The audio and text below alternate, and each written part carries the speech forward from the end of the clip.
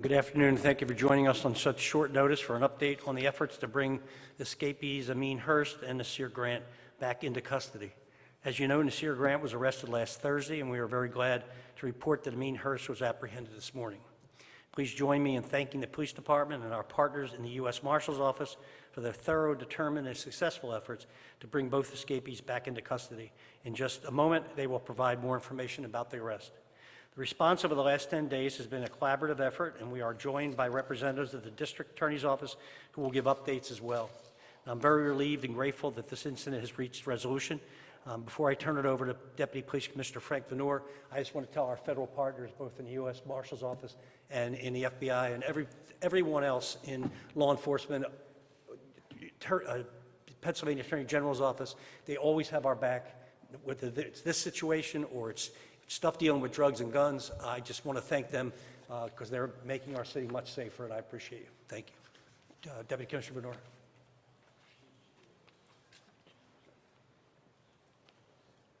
Good afternoon. I just want to start off by saying on behalf of Commissioner Outlaw, I want to reiterate what the mayor had said. We were notified of this escape last Monday, May 8th, late in the afternoon. As soon as that occurred, Northeast Detectives, Homicide Division began an investigation, and we were joined by the marshals immediately, the Gun Violence Task Force, Attorney General's Office, as well as the District Attorney's Office. We worked really around the clock on developing information based on the actual escape, going all the way through, and piece by piece, we were able to see how they escaped and look for people that may have assisted them. And as you already reported, back in the beginning, on 5/10, we arrested Hertz's female that was associated to Hertz, and she was charged, Ziana Stallings, with assisting them and ordering them transportation that moved them away from the prison.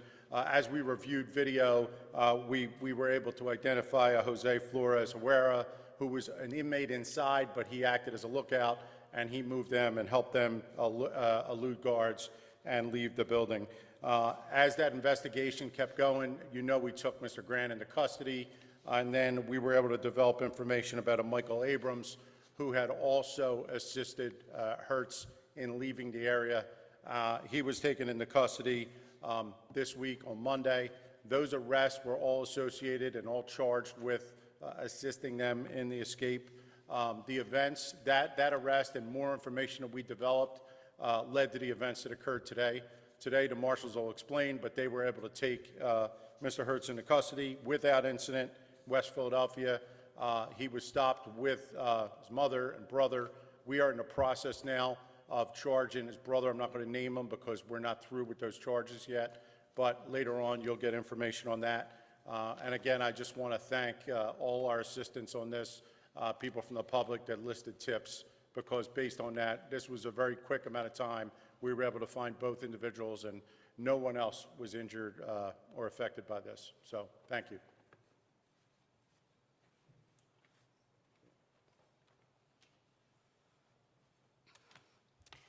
Good morning.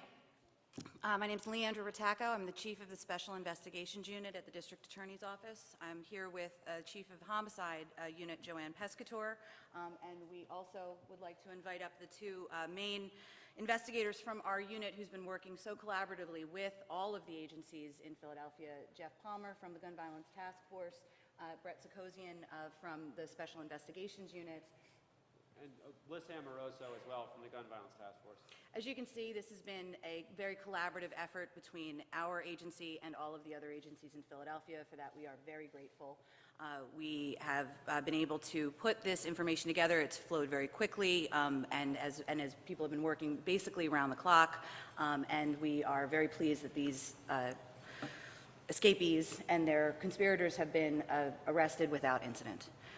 As far as the additional investigation, it is ongoing, and as a result, there is little that I'm going to be able to share today about other steps that we are going to be taking, but I can assure the public and the press that this is going to be an ongoing concern with the District Attorney's Office and police, and we will be able to update as soon as we can.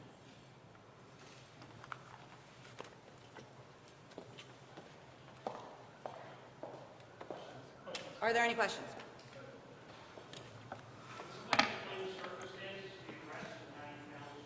I'm sorry, could you repeat that? Circumstances of the arrest and how you found him. I would have to point that to the marshals. Hey, good morning, everybody. My name is Robert Clark, Supervisory Deputy for the U.S. Marshals, Eastern District of Pennsylvania Biocrimes Fugitive Task Force.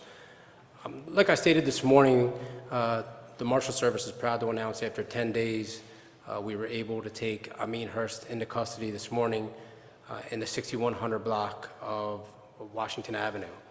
The arrest comes after an aggressive night of negotiations with family members, whereas numerous deadlines were missed to turn Hurst in.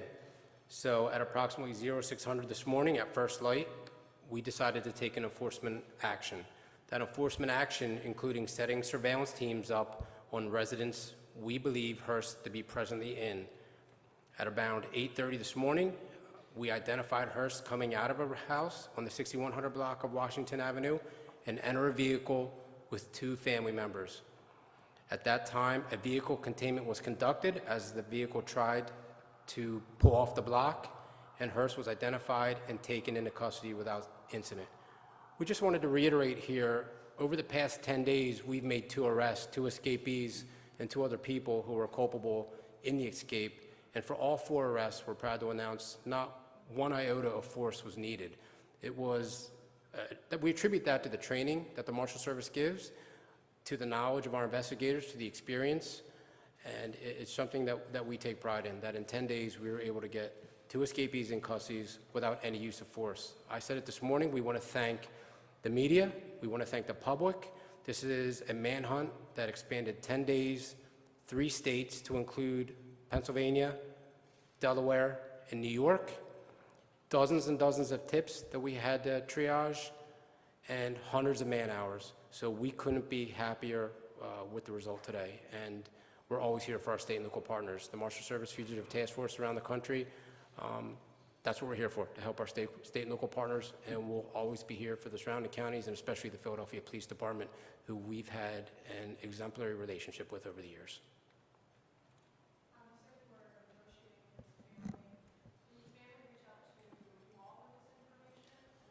So we had interviewed the family members during the course of the investigation, and we received a phone call early yesterday evening stating they wished to surrender Mr. Hurst.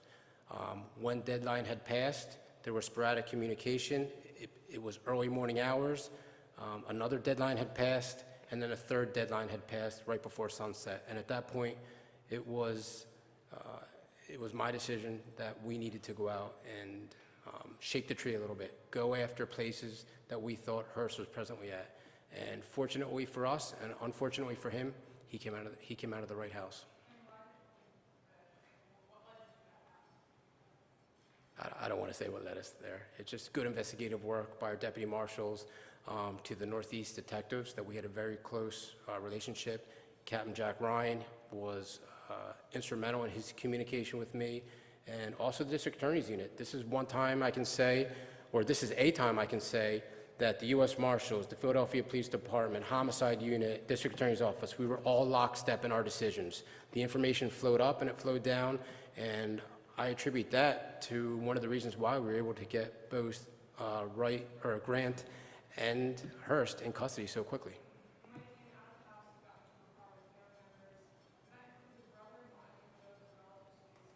One of those family members was the brother, and I believe, I'll just say one of the family members was the brother. I didn't know if we revealed anything as far as charges or what's happening with him, but one of his family members was the brother. This may be more for the Commissioner's Sure. office. Can you just give us, because it may be a little connection between all of the people? I understand that there was the one inmate was like a lookout, but can you give us a little bit of the pieces of the puzzle? I really gave as much as I can give, but I'll try to give it again. It's an ongoing investigation. The initial female, we know she was in communication with them and probably arranged some transportation, right? The other individual was a lookout. I explained that. We had him on video. He never left the prison, but he contributed to them escaping, all right? And the individual we arrested, Abrams, He was part of helping Hurst leave the area, and he was associated with Hurst after he escaped the prison. So he assisted him in moving around. So that's what we have at this point. As far as the brother, it's not charged yet. The district attorney's reviewing everything.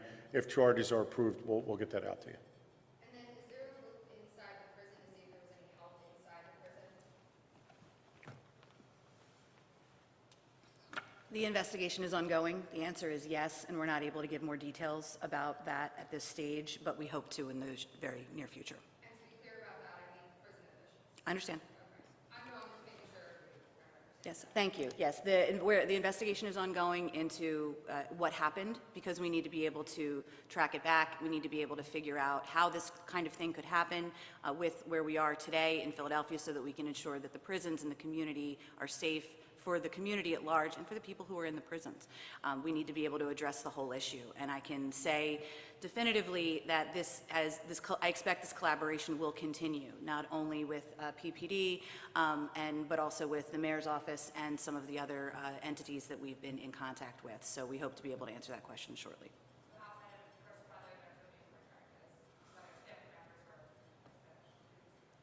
The investigation is ongoing.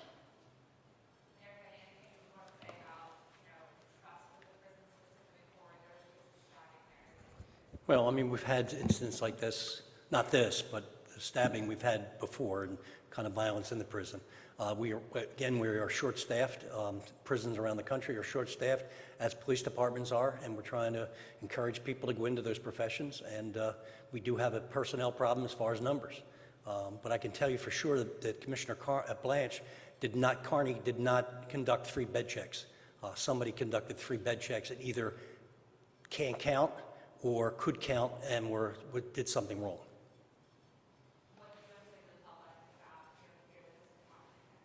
We're under review now with the State Department of Corrections and some of our outside consultant vendors to try to figure out what we can put in place to keep it from happening again. There's also some critics that say that they didn't raise an alarm as soon as they figured this out. There was an hour lapse between the time they actually called the Philadelphia Police Department and the prison officials found out. Like, kind of in that spirit, how can you make the public confident that the next time if this were to ever happen again, you would alert the community specifically? Well, good. Good afternoon, Timur Alexander, Managing Director. I think as the mayor stated, we're conducting an internal review on everything that happened, both operationally and looking at the facilities, conditions and assessment. So I think once that review is done and we're able to present that to the public, I mean, we just want to make that as extensive as possible. It was unfortunate the way the situation happened, and we didn't have time to notify both, I guess, the city at large and those residents that's near neighbors, and we don't never want that to happen again. And additionally, some of the advocates, they're very concerned about the prisoners themselves. They're not getting the adequate care, they're not getting food necessarily, they're not restricted lockdown, and they're concerned about their own safety. Like Kelly just said, there was a stabbing the other day. So how can, even for people who are in the prison and their families, how can you? Yeah, I think we look at all of that, right? I think we look at the prisoners themselves. I think we look at the conditions to where the employees work at. And this is something certainly we've been working on. You heard the mayor talk about staffing challenges, but we've been working to have folks have adequate out-of-cell time. Certainly that's been a part of a federal lawsuit and a monitor that we have. So we've been gradually working on improving that. I think we've improved that. Certainly for security reasons, we had to lock down the whole system. After this happened, that security was lifted on Friday. I believe visits are already restarted in place, phone calls are in place. While that was on lockdown, we made sure folks had extra meals. We made sure we would communicate not only to staff, but also to residents, because it was important, right? It was important to have them understand what was going on, what the conditions were. We know our staff and they're challenged. That staff is, those folks don't have the ability to work from home. They have to come to work through the entire pandemic. And we had to support them. So the mayor talked about staff, and we're trying to work on a plan to help staff up and to help entice people to get into this prison systems. We've worked on changes along the way around operational, like looking at 12-hour shifts versus regular 8-hour shift, how we can get support for those folks is in there. All of that is a part of this big effort that we're doing to kind of operationalize prisons, and we shared the concerns with advocates and families, which is why I think after this incident, you really saw us communicating a little differently to everyone so they knew what was going on. I don't believe so. I think we're all working together. Blanche has been hard at work in this and helping to have the state folks do the review. Her and her team has been accessible and open to all of the stuff that's been going on out there. We as a system, we're looking at how to get this right as a system.